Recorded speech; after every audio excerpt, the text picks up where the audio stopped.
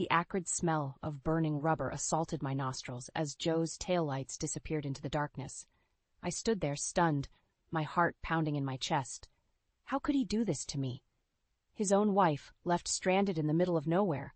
"Joe!" I screamed, my voice echoing off the abandoned buildings surrounding me. "Joe, come back!" But he was gone, leaving me alone in this god-forsaken part of town. I hugged myself, trying to ward off the chill that had nothing to do with the temperature. The argument we'd had in the car played on repeat in my mind. "You're useless, Danny," Joe had sneered, his knuckles white on the steering wheel. "Can't even keep the house clean? What kind of wife are you?" "I'm doing my best," I'd protested, fighting back tears. "Your mother." "Don't you dare bring my mother into this," he'd roared, slamming on the brakes. "Get out, now." I thought he was joking. He couldn't be serious, but the look in his eyes told me otherwise. Cold, cruel, unfeeling. Now, as I stood on the cracked sidewalk, I realized just how far from home I was. My purse was still in the car, along with my phone. I had nothing but the clothes on my back and the growing realization that my marriage was falling apart. A group of rough-looking men loitered on the corner, eyeing me with interest. I quickened my pace, searching desperately for a safe place. A diner, maybe, or a gas station, somewhere I could call for help. "Hey, lady," one of the men called out. "You lost?" I ignored him, walking faster. My heart raced as I heard footsteps behind me. "I'm talking to you, sweetheart." The voice growled closer now. Just as panic threatened to overwhelm me, I spotted a neon sign flickering in the distance. Salvation in the form of a 24-hour diner. I broke into a run, pushing through the door with a jingle of bells. The waitress behind the counter looked up, startled by my abrupt entrance. "You okay, hon?" I shook my head, fighting back tears. "Can I use your phone, please?" She nodded, gesturing to an ancient payphone in the corner. I fumbled with the receiver, trying to remember Ellie's number. My fingers shook as I dialed. "Hello?" Ellie's sleepy voice answered on the third ring. "Ellie," I choked out. "It's Danny. I need help." "Danny, what's wrong? Where are you?" I glanced around, searching for a street sign. "I don't know, some diner on the east side. Joe, he left me here." "He what?" Ellie's voice sharpened, sleep forgotten. "That bastard." "Okay, don't move. I'm coming to get you. What's the name of the diner?" I relayed the information, clinging to the phone like a lifeline. "Ellie, I don't know what to do. Things have gotten so bad." "We'll figure it out," she assured me. "Just stay put. I'll be there in 20 minutes. As I hung up, I caught my reflection in the grimy mirror above the payphone. I hardly recognized the woman staring back at me. Pale, frightened, a far cry from the confident, independent person I'd been before marrying Joe. The waitress approached, concern etched on her weathered face. "Sugar, you want some coffee while you wait?" "On the house." I nodded gratefully, following her to a booth. As I sipped the bitter brew, my mind wandered to happier times. My job at the art gallery, my cozy apartment, friends who supported me. When had I lost all that? The answer came unbidden, the day I said I do to Joseph Ferguson. The bell above the door jingled, and I tensed, fearing Joe had returned. But it was only a tired-looking trucker, heading straight for the counter. I checked my watch. 15 more minutes until Ellie arrived. 15 minutes to decide what I was going to do next. Because one thing was certain, I couldn't go back to the way things were. As I waited, I made a silent vow to myself. This night, this humiliation, would be the last. Whatever it took, I would reclaim the woman I used to be. And Joe? Joe would regret the day he left me, standing alone in the dark. I stumbled through the front door, exhausted from the night's ordeal. Ellie had driven me home, insisting I call the police. But what would I say? That my husband had abandoned me in a dangerous part of town? I could already hear the skepticism in their voices. "There you are." A shrill voice pierced the air. "Where have you been?" "Joseph's been worried sick." I froze, my hand still on the doorknob. Patricia Macy, my mother-in-law, stood in the hallway, arms crossed and lips pursed in disapproval.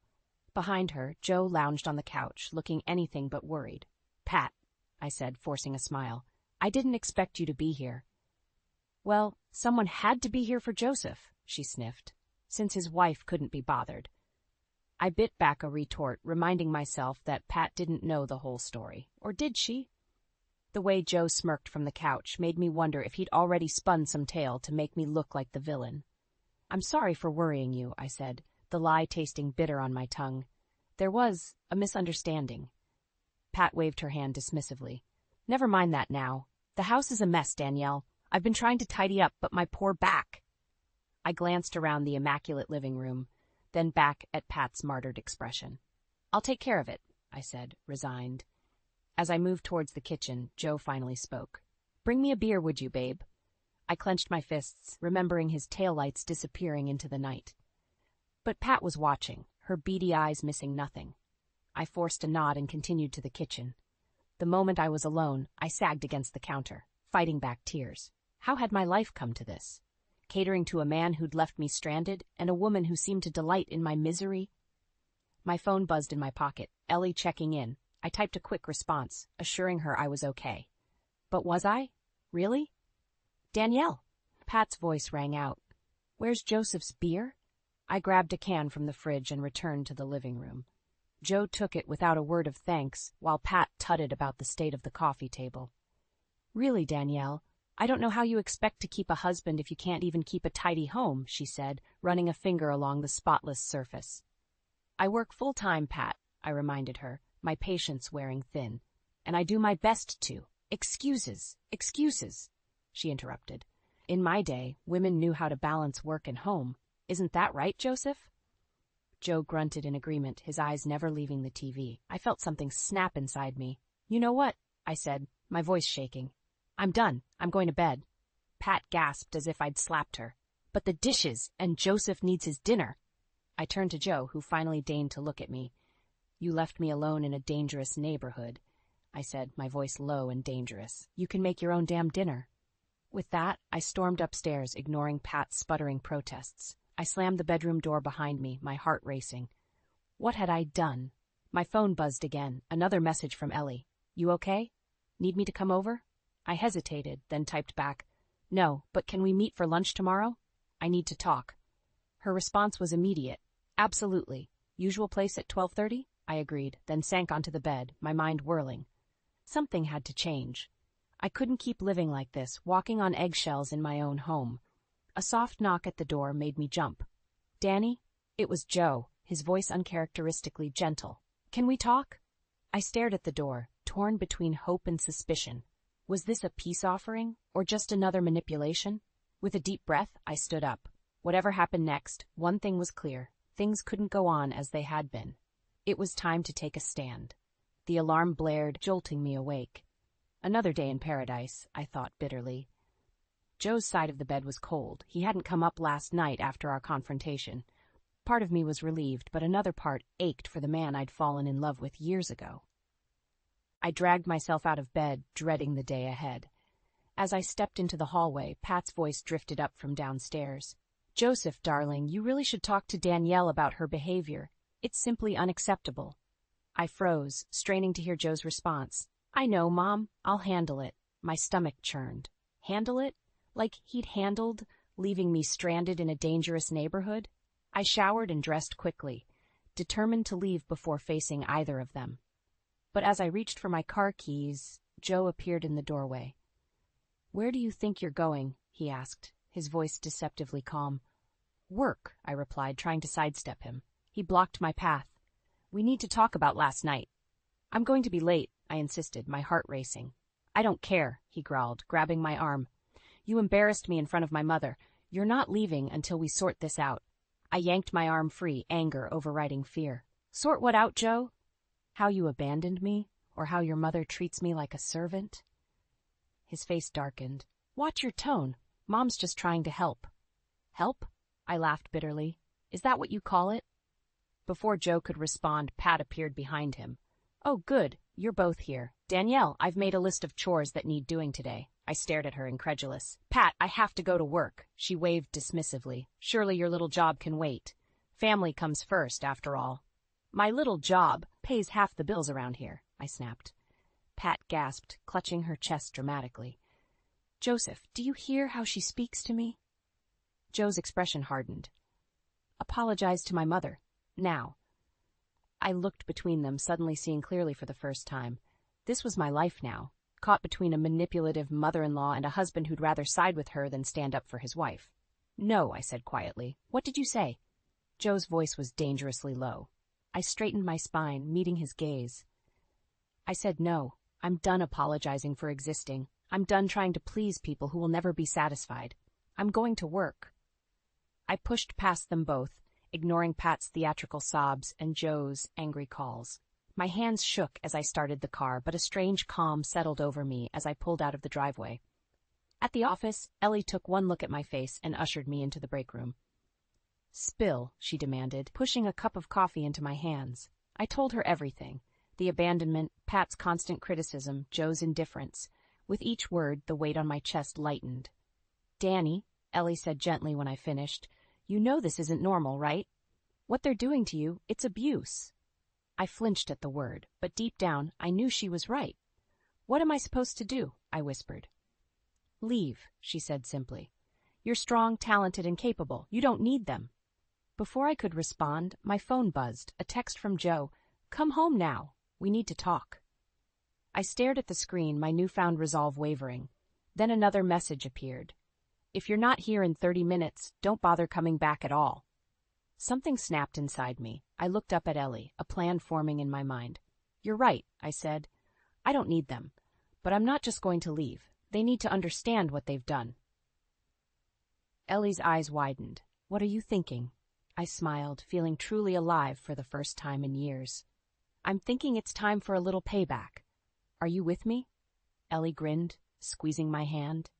"Always. What's the plan?" As I began to outline my idea, a thrill of excitement ran through me. Joe and Pat had no idea what was coming, but they were about to learn that hell hath no fury like a woman scorned. I'd been walking on eggshells for days, waiting for the other shoe to drop after my confrontation with Joe and Pat.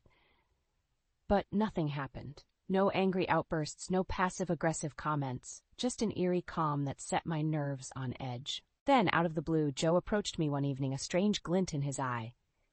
"Danny, I've been thinking. We've been through a rough patch lately, but I want to make it up to you." I eyed him warily. "What do you mean?" He smiled, and for a moment I saw a glimpse of the man I'd fallen in love with. "Our anniversary's coming up. I've got a surprise planned. A dinner show downtown, just the two of us." My heart skipped a beat. Could this be real? A chance to reconnect, to rebuild what we'd lost? "That sounds wonderful," I said cautiously, not daring to hope. Joe's smile widened. "Great. It's this Saturday. I'll pick you up at 7. As he walked away, I felt a flutter of excitement. Maybe things were finally turning around. Saturday arrived, and I spent hours getting ready, determined to make the most of this opportunity. When Joe's car pulled up, I hurried outside, only to stop short at the sight of Pat in the passenger seat. "Hello, Danielle," she chirped, her saccharine tone setting my teeth on edge. "Joseph invited me along. Isn't that thoughtful?" I looked at Joe, who shrugged apologetically. "Mom's been feeling down lately. I thought this might cheer her up." Swallowing my disappointment, I climbed into the back seat. So much for our romantic evening. The drive downtown was tense, filled with Pat's incessant chatter and Joe's monosyllabic responses. I stared out the window, wondering how I'd ended up here. Suddenly, Joe pulled over in a rundown neighborhood.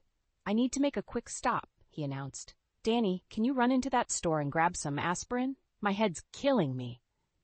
Before I could protest, Pat chimed in.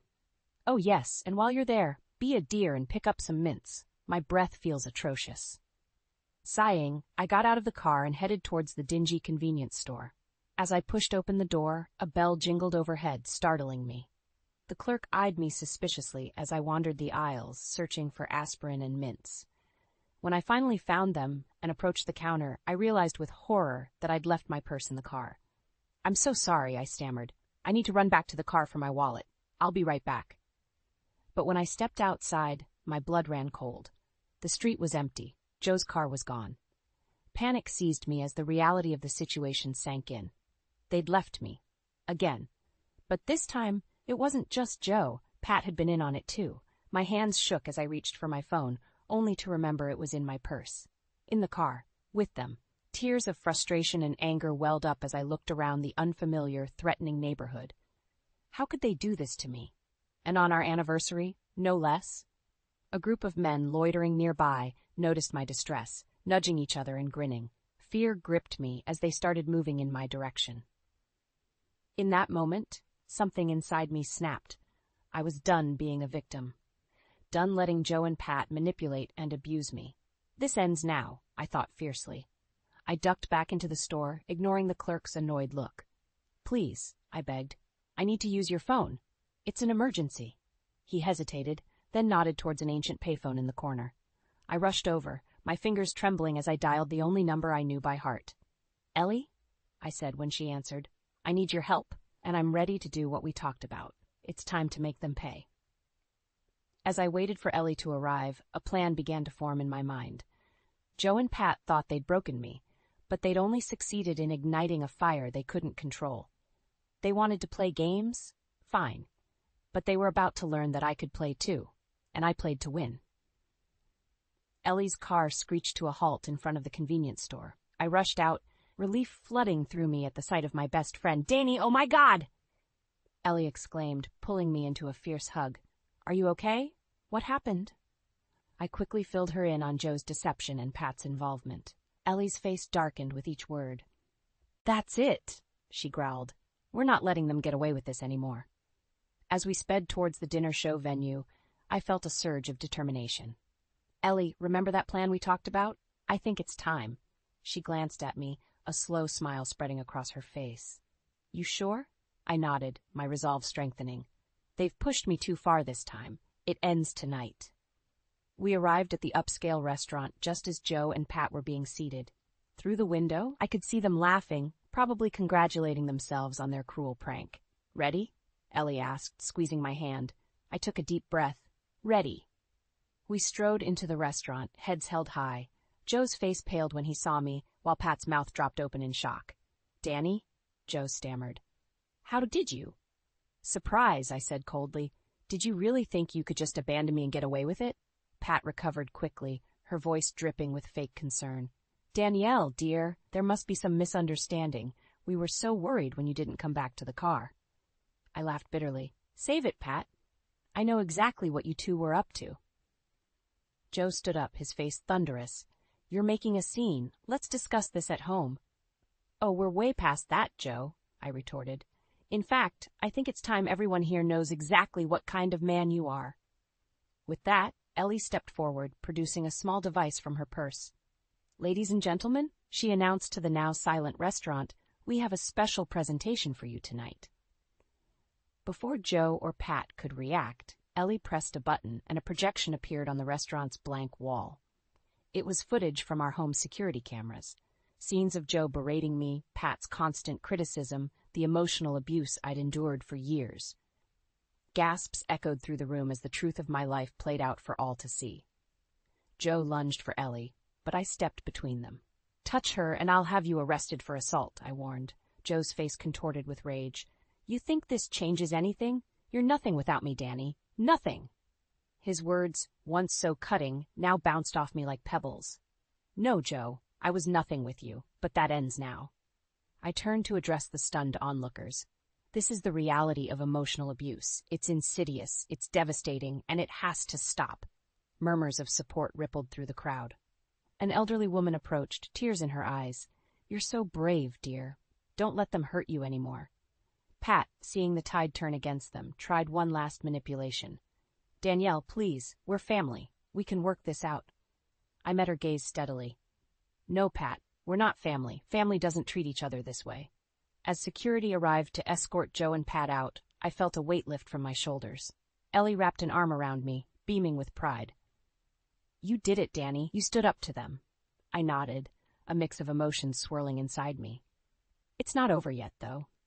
This is just the beginning. As we watched Joe and Pat being led away, their faces red with humiliation, I knew I'd reached a turning point. There was no going back now. But for the first time in years, I wasn't afraid of the future. I turned to Ellie, a fierce determination in my voice. Let's finish this. It's time to reclaim my life. With that, we walked out of the restaurant, heads held high, ready to face whatever came next. The old Danny, meek, submissive, afraid, was gone. In her place stood a woman who knew her worth and was ready to fight for it. Joe and Pat had no idea what was coming, but they were about to learn that hell hath no fury like a woman scorned and empowered. My heart raced as Ellie and I entered the grand ballroom where the anniversary dinner show was being held. The room buzzed with excitement, unsuspecting guests mingling and laughing, if only they knew the drama about to unfold. "You ready for this?" Ellie whispered, squeezing my hand. I nodded, steeling myself. As ready as I'll ever be. We'd spent the past week meticulously planning this moment. Ellie, using her connections in the events industry, had managed to get herself appointed as the evening's MC. Now, as she took the stage, I felt a mix of anticipation and fear. "Ladies and gentlemen," Ellie's voice rang out, silencing the crowd. "Welcome to tonight's special performance. We have a unique show for you this evening. A tale of love, betrayal, and redemption." I scanned the room, spotting Joe and Pat near the front. They looked confused, clearly not expecting this turn of events. Ellie continued, her voice taking on a serious tone. "But before we begin, I'd like to share a real-life story with you all. A story about a woman named Danny." Joe's head snapped up, his eyes widening as he realized what was happening. He started to stand, but Pat grabbed his arm, hissing something in his ear. On the large screen behind Ellie, images began to play. Security camera footage from our home, text messages, voicemails, all evidence of the emotional abuse I'd endured for years.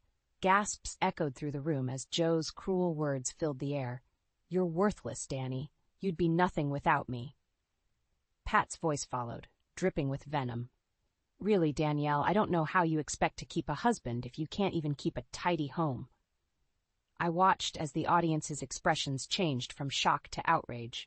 Some people were crying, others looked ready to confront Joe and Pat themselves. Ellie's voice cut through the murmurs. "This is the reality of emotional abuse. It's silent, it's insidious, and it destroys lives. But tonight, we're breaking that silence." She gestured towards me, and suddenly, all eyes in the room were on me. "Ladies and gentlemen, I'd like to introduce you to the real Danny Brown." My legs felt like lead as I made my way to the stage. Joe stood up, his face contorted with rage. "Danny, don't you dare." "Sit down, Mr. Ferguson," a security guard warned, placing a hand on Joe's shoulder. As I reached the microphone, I took a deep breath. This was it. No turning back now. "For years," I began, my voice shaking slightly, "I've lived in fear. I've been belittled, manipulated, and made to feel worthless, but no more." I locked eyes with Joe, feeling a surge of strength. "Joe Ferguson, I want you to hear this loud and clear. I am divorcing you. I am reclaiming my life, my dignity, and my freedom." The room erupted in applause. I saw Pat trying to drag Joe towards the exit, but security blocked their path. "And Patricia," I continued, my voice growing stronger, "your days of manipulating and abusing me are over. You too thought you could break me, but you only made me stronger." As I spoke, I felt years of pain and anger pouring out of me. The audience hung on every word, their support palpable. Suddenly, Joe broke free from the security guard, charging towards the stage. "You ungrateful bitch," he roared, "after everything I've done for you." Time seemed to slow down. I saw the fury in Joe's eyes, the desperation of a man losing control. For a moment, fear gripped me. Had I pushed too far? But before Joe could reach me, several audience members tackled him to the ground. As security dragged him away, his screams echoing through the ballroom, I realized something profound. I wasn't afraid anymore. I turned back to the microphone, my voice steady and clear. "To anyone out there suffering in silence, you are not alone, you are strong, and you deserve better." As the room erupted in a standing ovation, I felt tears streaming down my face, but for the first time in years, they were tears of relief, of freedom, of hope. Ellie rushed to my side, enveloping me in a fierce hug. "You did it, Danny," she whispered. "You're free." And as I looked out over the sea of supportive faces, I knew she was right. The battle wasn't over. There would be legal fights ahead, no doubt. But in that moment, I had won the war for my soul, and nothing would ever be the same again. The aftermath of my public declaration was chaos. Security guards struggled to restrain Joe as he thrashed and hurled obscenities. Pat's shrill voice cut through the commotion. "You ungrateful wretch. After everything we've done for you." I stood my ground, my voice steady despite my racing heart. "What you've done is abuse me, manipulate me, and try to break my spirit. But not anymore." As Joe was dragged towards the exit, he managed to break free momentarily. His eyes, wild with rage, locked onto mine. "You think this is over?" he snarled. "I'll destroy you, Danny." You'll have nothing when I'm done with you. A chill ran down my spine, but I refused to show fear. Ellie stepped forward, placing herself between Joe and me. The only one who's finished here is you, Joe, she said coldly. Security finally managed to remove Joe and Pat from the ballroom, their angry shouts fading as they were escorted out of the building. The room buzzed with shocked murmurs and words of support. An older woman approached me, tears in her eyes. "You're so brave, dear. I wish I'd had your courage years ago." Her words hit me hard. How many others had suffered in silence like I had? Suddenly my phone buzzed. A text from an unknown number. "You'll regret this, Danny. Watch your back." I showed Ellie, my hands shaking. "It's starting already," I whispered. She squeezed my shoulder. "We knew this wouldn't be easy, but you're not alone anymore." As if on cue, a man in a crisp suit approached us. "Mrs. Ferguson? I'm David Lawson, an attorney. I'd like to offer my services pro bono. What you've endured is unacceptable, and I want to help ensure you get the justice you deserve." Before I could respond, another voice chimed in. "And I'm Sarah Chen from the Women's Crisis Center. We have resources to help you through this transition." Overwhelmed, I looked at Ellie, who nodded encouragingly. "See, you have support now." As we made our way out of the ballroom, a crowd had gathered outside. News of what happened had spread quickly. Reporters shouted questions, camera flashes blinded me. "Mrs. Ferguson, how long have you been suffering this abuse? Do you fear retaliation from your husband? What message do you have for other women in abusive relationships?" I froze, the weight of the moment crushing down on me. This was more than I'd bargained for. What if I said the wrong thing? What if Joe used this against me? Ellie sensed my panic and stepped in. "No comments at this time. Please respect Mrs. Ferguson's privacy." As we pushed through the crowd, I spotted a familiar face, my old boss from the art gallery. "Danny," she called out, "if you need a job, there's always a place for you with us." Tears welled up in my eyes. After years of isolation, here was a lifeline to my old life, my true self. We finally made it to Ellie's car, shutting out the chaos outside. I slumped in the seat, exhausted and overwhelmed. "What have I done, Ellie?" I whispered. "Joe's right. He'll try to destroy me. What if I lose everything?" Ellie turned to me, her expression fierce. "Listen to me, Danny. You've already won the most important battle. You've reclaimed your voice, your dignity. Everything else? We'll face it together." As we drove away, my phone buzzed again. Another text from Joe. "Hope you enjoyed your little show. See you in court, bitch." I stared at the message, a mix of fear and determination coursing through me. The road ahead would be hard, possibly dangerous. Joe wouldn't go down without a fight, and Pat would use every manipulative trick she knew. But as I looked at Ellie, thought of the supporters I'd gained tonight, I felt a spark of hope. For the first time in years, I wasn't facing my battles alone. I took a deep breath, squaring my shoulders. "Okay," I said, my voice stronger than I felt. "What's our next move?" Ellie grinned, a glint of determination in her eye. Now we fight back, and we win." As we sped into the night, I knew the war was far from over. But I was finally ready for battle. Joe and Pat had no idea what was coming their way. The woman they'd tried to break was about to show them just how strong she really was. The courtroom buzzed with tension as I took my seat, Ellie's reassuring presence beside me. Across the aisle, Joe sat with his lawyer, his face a mask of cold fury. Pat wasn't far behind, her eyes narrowed in contempt. "All rise," the bailiff called out. As Judge Harriet Simmons entered, I felt a flutter of hope. She was known for her fair rulings in domestic cases. "We're here today for the divorce proceedings of Danielle Brown versus Joseph Ferguson," Judge Simmons began. "I understand there are some unusual circumstances surrounding this case." Joe's lawyer stood up, his voice dripping with false concern. "Your Honor, my client has been the victim of a vicious smear campaign. Mrs. Ferguson's public spectacle was nothing more than attention-seeking behavior." I clenched my fists, anger rising in my chest. But before I could react, my lawyer, David Lawson, was on his feet. "Your Honor, we have extensive evidence of Mr. Ferguson's emotional abuse and manipulation, including security footage, text messages, and eyewitness accounts from the night Mrs. Ferguson bravely spoke out." As David presented the evidence, I watched Joe's face. His cool facade cracked, revealing the rage beneath. Pat shifted uncomfortably in her seat, no doubt realizing her role in the abuse was about to be exposed.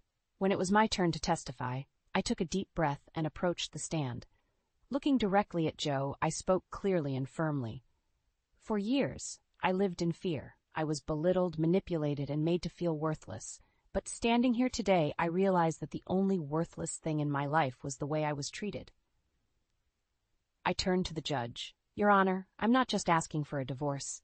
I'm asking for a chance to reclaim my life, my dignity, and my future. As I returned to my seat, I caught a glimpse of Pat's face. For the first time, I saw a flicker of doubt in her eyes. The judge called a brief recess to review the evidence.